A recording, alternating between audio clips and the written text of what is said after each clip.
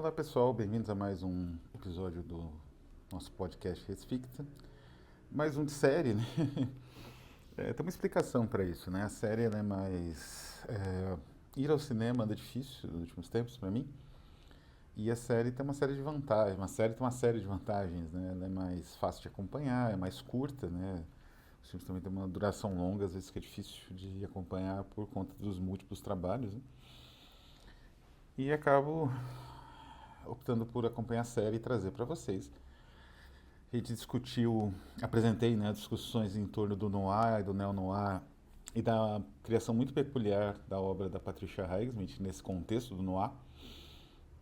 Agora eu vou falar um pouco de uma série de ficção especulativa que é também da Apple, né, que eu tenho assinatura por conta do uso do Apple, da assinatura, né, dos produtos da Apple. E essa série é Dark Matter, né? Acho que é Matéria Escura em português. É uma série produzida e com roteirização parcial, acho, do Blake Crouch, que é o próprio autor do livro. O livro é um livro que fez bastante sucesso, acho que tem uns 10 anos o livro, até um pouco mais, não sei, um pouco menos, mas fez sucesso. É um livro que foi lançado até pela edições Suntup, que é uma editora independente que trabalha com edições de luxuosíssimas, assim. E para você ser lançado por uma delas, tem que ter feito algum sucesso, né? Porque vai ter alguém que vai pagar lá os tubos para ter o livro do autor favorito.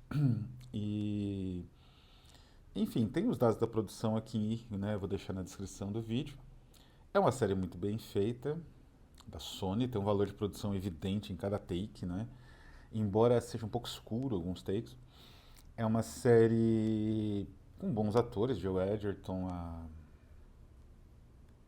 Alice Braga, a principal eu esqueci o nome, né? Mas também vai estar, enfim, né? Isso é coisa fácil de procurar na internet. A Jennifer Connelly, né? Então, acho que os três principais, aí tem uns menos conhecidos e os atores iniciantes. Ahn,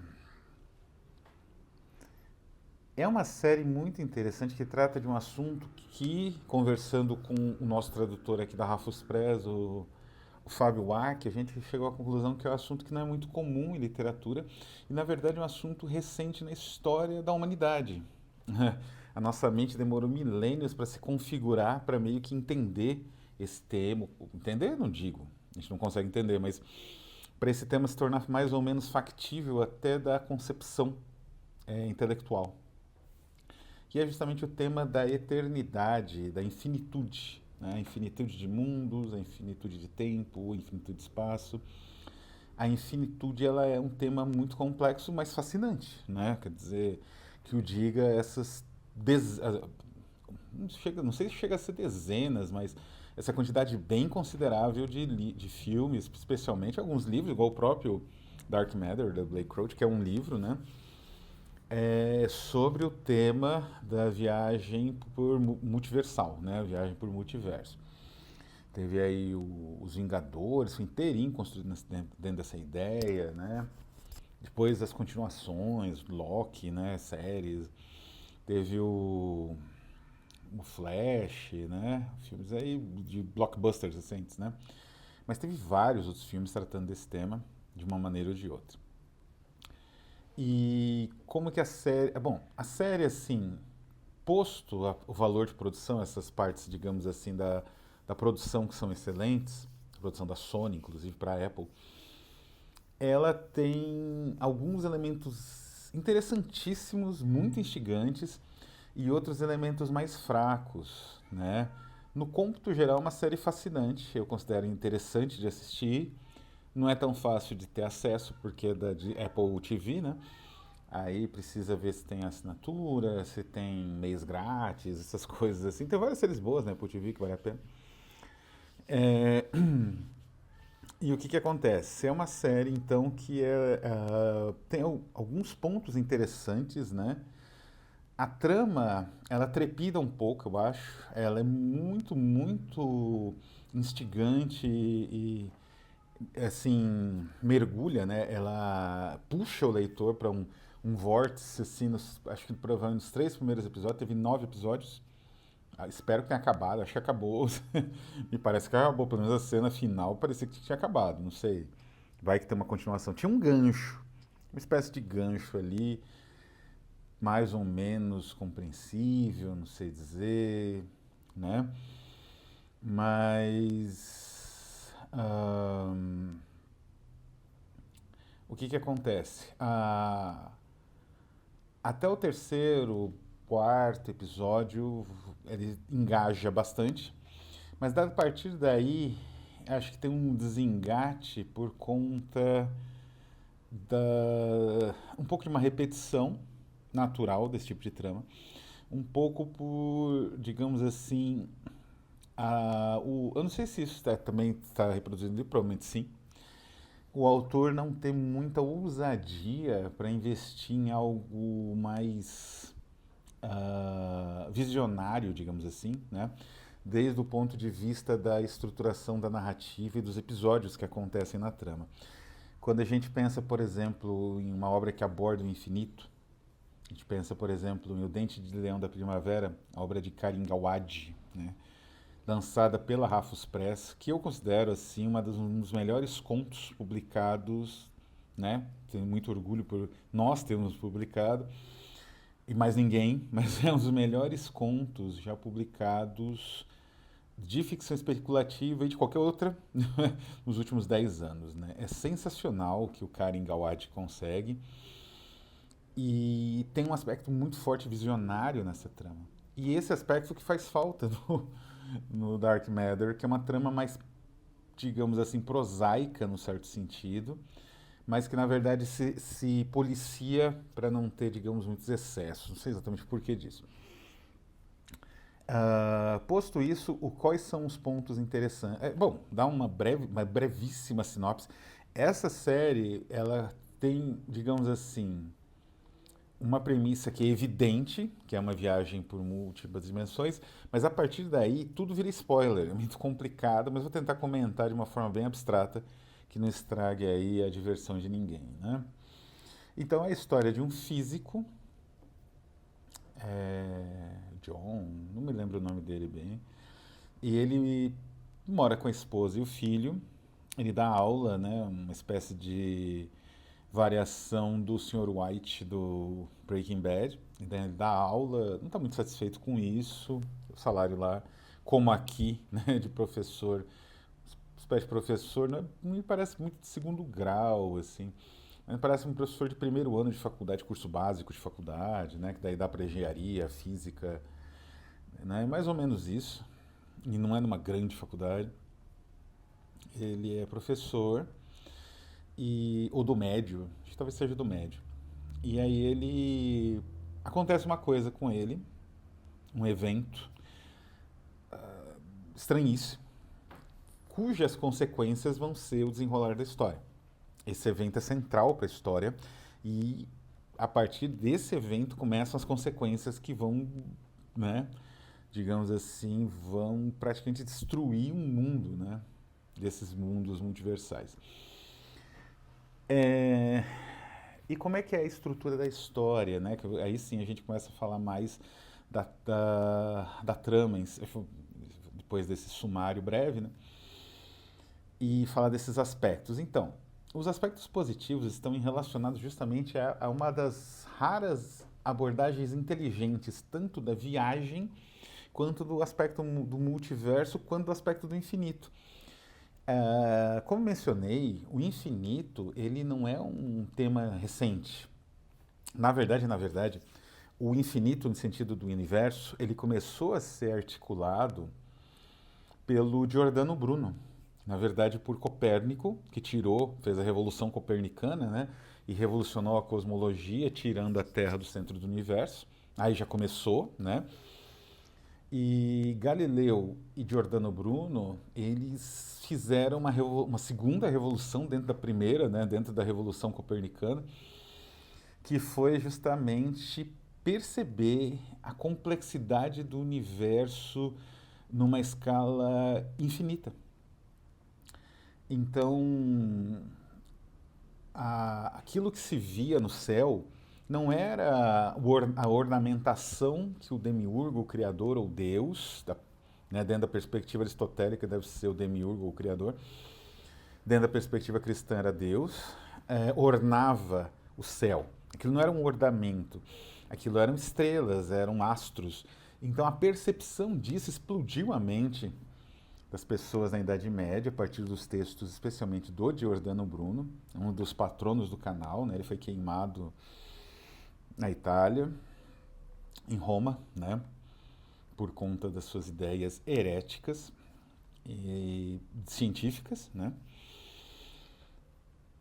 O quase aconteceu mesmo com o Galileu Galilei, mas ele renunciou, né? Isso, aliás, é o tema da peça célebre do Brecht, A Vida de Galileu Galilei. Ele renuncia, mais ou menos, a tudo que ele sabia, a tudo que ele sabia que era verdade, na frente ali dos padres, dos bispos, etc. Bom, então o infinito, ele é difícil da gente conceber, ele é uma grandeza, uma espécie de grandeza matemática muito difícil de reduzir à racionalidade humana. É difícil você imaginar uma pessoa que não morre, por exemplo, que tem um tempo infinito diante de si. É difícil você imaginar que o universo não tem fim. Ou se tem um fim, digamos assim, ele é inconcebivelmente amplo e largo, né? É difícil de imaginar o tempo para o universo morrer, para o último, digamos assim, buraco negro se extinguir. Essas são as últimas coisas que vão acabar no universo, né? É um tempo incomensurável, né? Não é infinito, mas mesmo assim já é difícil da gente perceber. Em literatura, isso começou a ser abordado, né, como, digamos, essa revolução copernicana, né, foi do Renascimento em diante, do século XIV, XIII, XIV, XV, né? Nem literatura isso começou a fazer parte um pouco digamos, das possibilidades da literatura realmente no final do século XIX apenas, né? Com Wells, por exemplo, né? Que o Wells imagina uma viagem no tempo. O viajante no tempo teria digamos assim, de certa forma, uma possibilidade infinita de futuro, uma possibilidade infinita de viagem para o passado, a partir daquele ponto onde ele estava, não é? E isso é tão alucinante que isso é quase caracterizado como um sonho, né? Então é muito difícil de abordar esse tema, né? A filosofia tentou mais vezes. Eu trouxe aqui uns exemplos, né? Eu falei já deste, né? O livro dos 24 filósofos, uma espécie de simpósio medieval, não sei se fictício ou real, provavelmente fictício, né? E na qual se discute 24 possibilidades de naturezas, né? Digamos assim, adjetivos, natureza de Deus. E tem uma que é famosa, que é a Deus é a eternidade que atua em si mesmo sem dividir-se nem determinar-se, uma ideia de infinito, não é? Eu não sei se tem o Deus da esfera, né? Não é? Deus é aquele cujo poder não é numerável, cujo ser não é finito, cuja bondade não é limitada, né? Esse é Deus. Então, princípio sem princípio, processo sem mudança, fim sem fim. Era assim que tentava se pensar um pouco a possibilidade do infinito. Era muito difícil na época, né? Você conseguir imaginar. Deus se acha sempre imóvel no movimento, né? É mais ou menos esse tipo de paradoxo que é a imaginação, né? Você tentar imaginar o infinito numa época que você acabou de descobrir algumas coisas de física, né?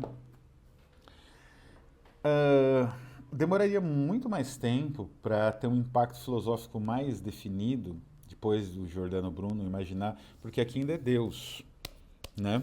O Giordano Bruno, que isso aqui é de 1200, por aí. O Giordano Bruno vai pensar isso a partir do universo, né?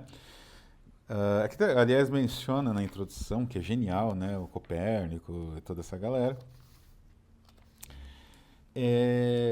Mas no século XIX você vai ter outras ideias de eternidade. É interessante que tanto o Giordano Bruno quanto até o século, na verdade até o século XXI praticamente, existia uma ideia de infinitude no espaço. Então você iria para outros planetas E, por exemplo, uma teoria como essa, que eu já comentei aqui também, na eternidade através dos astros, o universo seria infinito e eterno. Então, as coisas aconteceriam de novo, e de novo, e de novo, porque cada vez que o universo se retrairia para recomeçar, tudo, digamos assim, na concepção do Blanqui, o fato dos componentes químicos serem limitados, e eram até certo ponto, depois existe a possibilidade dos componentes mudarem por outros motivos, né, porque eles não sabiam, mas enfim, como os componentes seriam limitados, todo novo universo, sempre haveria novos, né, o universo se fecharia, ampliaria de novo, fecharia, ampliaria de novo,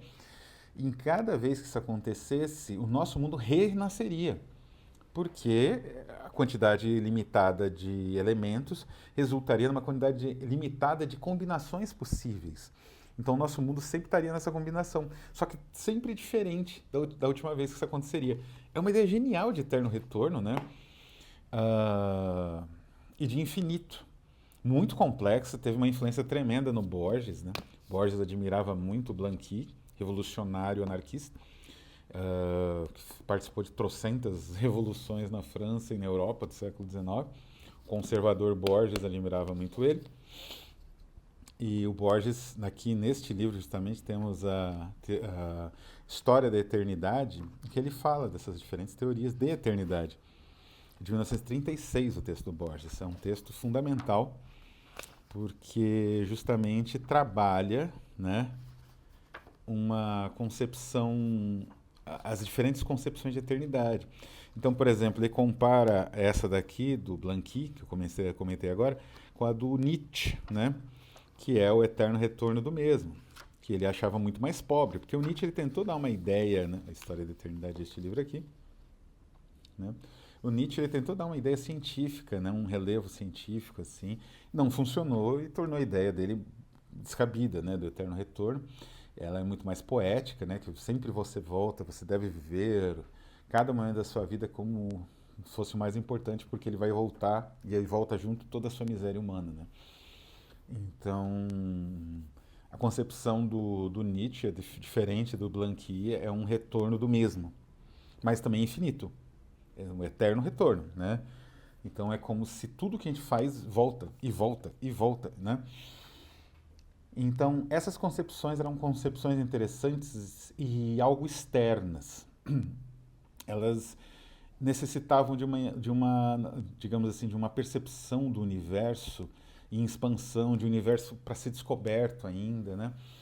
No final do século XX, a gente tem certeza que a gente não vai descobrir muita coisa.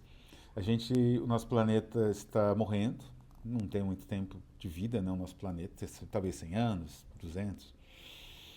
A nossa tecnologia é ainda incipiente, mesmo naquela escala que eu não gosto, eu não utilizo, não considero, que é a escala Kardashev, né? Ela é uma escala absurda, porque ela é baseada na destruição dos recursos, é uma escala soviética, né? Baseada na destruição dos recursos naturais da galáxia, de um planeta. É um absurdo pensar nisso, né? Porque essa destruição volta, não é o que a gente está descobrindo agora. Então, mesmo dentro da escala Kardashev, a gente nem chegou no 1 ainda. Sabe-se lá Deus quando a gente vai conseguir isso. A gente não consegue, por exemplo, utilizar a energia de vulcões, que seria uma energia gigantesca, né?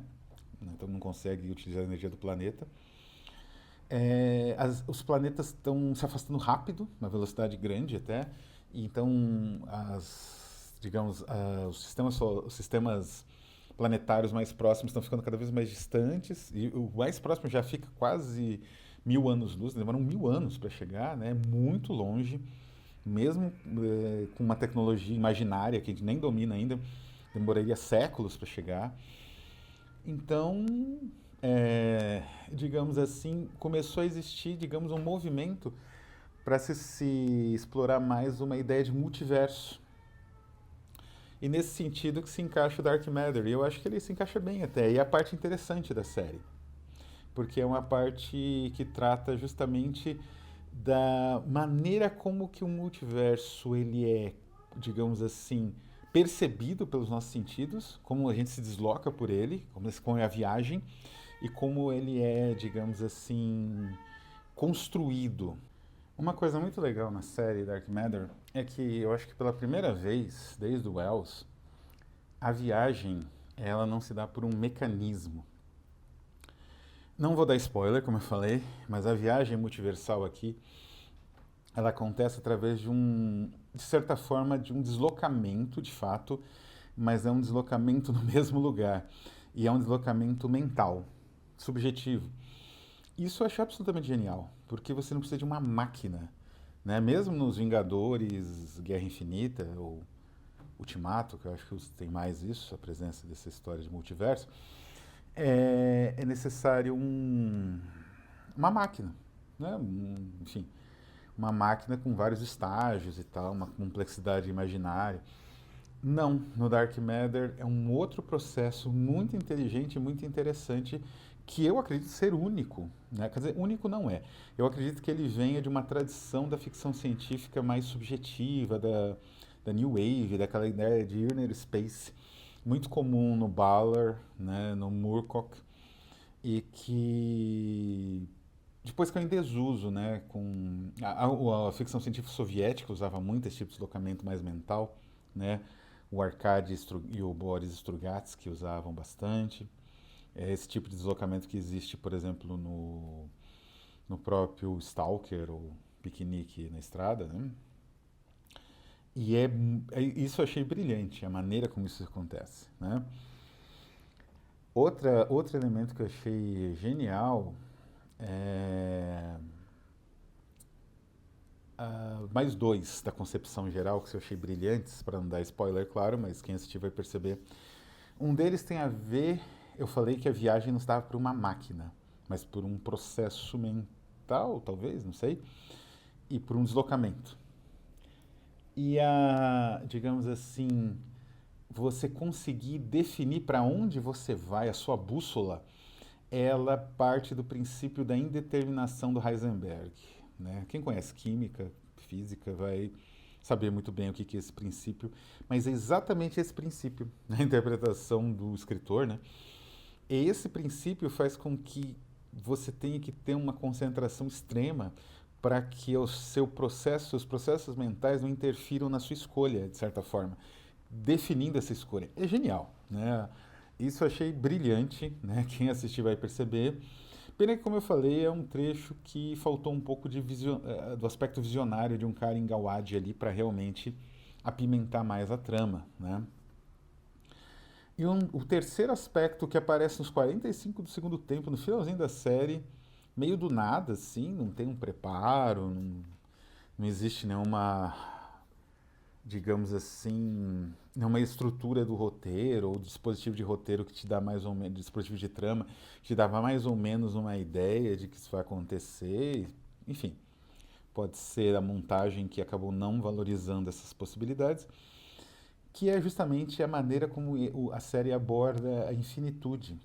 É uma maneira, ao mesmo tempo, prática, até pedestre, né? Até simples, né? Até, sem ser simplória, né? Singela, assim, mas que impressiona e que te dá muito que pensar a respeito de como a humanidade realmente tem uma dificuldade em perceber, digamos assim, os caminhos do absoluto, os caminhos, né, da infinitude, daquilo que é infinito, né, da natureza do infinito. A gente não consegue perceber, não consegue projetar ou planejar o que vai acontecer. Então, uma coisa aparentemente simples, exposta a esse processo de infinitude, torna-se um problema infinito, um problema destrutivo que você não tem como resolver nunca. Isso quando você tem um gostinho só da infinitude.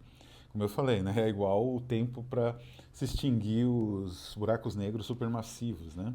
É um tempo incomensurável, mas ainda é finito. Mas é um gostinho, né, da eternidade.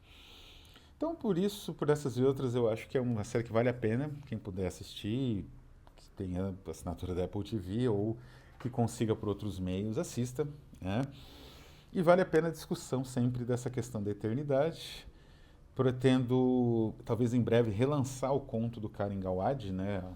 Dente de Leão da Primavera, trazido pelo Fábio Waki, para até, né, para realmente recolocar essa discussão das questões da eternidade na literatura e no audiovisual que não são muito frequentes, ou elas são en passant, essa criatura é eterna, ou infinita, ou não morre, é imortal, mas não tem realmente um desenvolvimento. O que significaria para um ser vivo você nunca morrer, né? São poucas as obras que, digamos assim, mergulham nisso de verdade, não é? Todos os homens são mortais de Simone de Beauvoir, tem uma entidade imortal no Douglas Adams, né, no Guia do Mochileiro das Galáxias. Enfim, são poucas obras.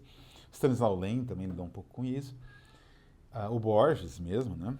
Mas eu acho que é um tema que vale muito a pena e é um tema muito instigante, como eu disse, né, do ponto de vista desse momento em que a gente está se tornando cada vez mais solitário no universo.